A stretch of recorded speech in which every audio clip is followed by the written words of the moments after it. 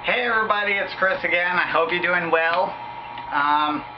Let me tell you some of the stuff I've been doing just so you have an idea of what it takes to get yourself ready to go overseas to live for a year. Well, first of all, you got to get rid of all the crap you don't need, which in my case was a lot, and is always a lot more than you would think it is. So I went to Goodwill, I did that. I took a preliminary truckload of stuff and I put it in storage, so I kind of got that out of the way. My lease is coming up, so I have to clean out my place, I have to move out my stuff. I had to apply for a passport, obviously, which if any of you are thinking about doing, you should do well in advance because it takes like 10 weeks to get your passport, unless you want it expedited, which costs an extra $100. What else have I been doing? I got luggage.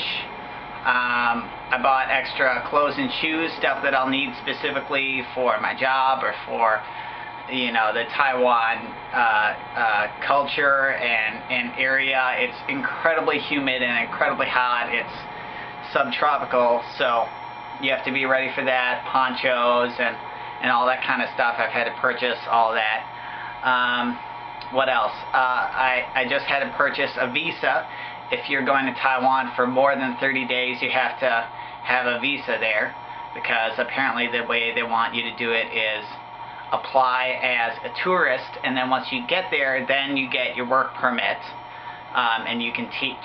So I have to lie to everyone and act like I'm a teacher. So hopefully they don't see this video. Otherwise, I'm in trouble.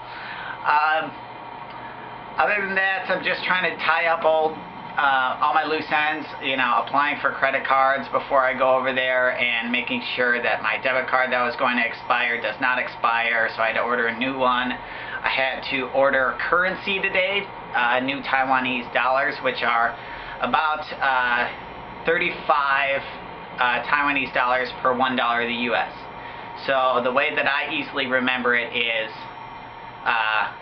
you know, if it's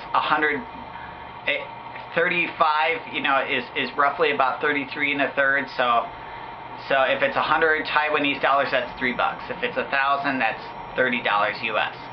And I kind of work it that way. You know, you got to kind of work on your mental math in order to figure out if things are good deals. Plus, you have to buy medical supplies.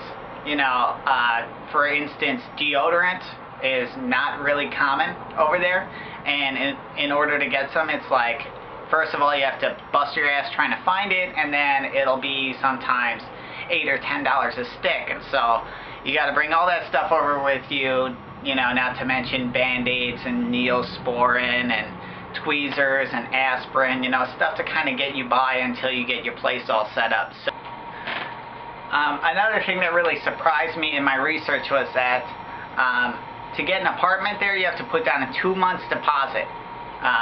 One is the first month's and one is the last month's. That's in order for them to secure that you're going to stay there the full time. So unlike here in Taiwan, you had to pay 3 months rent. So that's why usually the tourist sites say to come over with about US roughly $3,000 in your bank account if you're planning on actually living in Taiwan, because you're going to spend, you know, $1,500 right away on an apartment, you know, maybe more depending on, you know, what you're looking for, maybe less.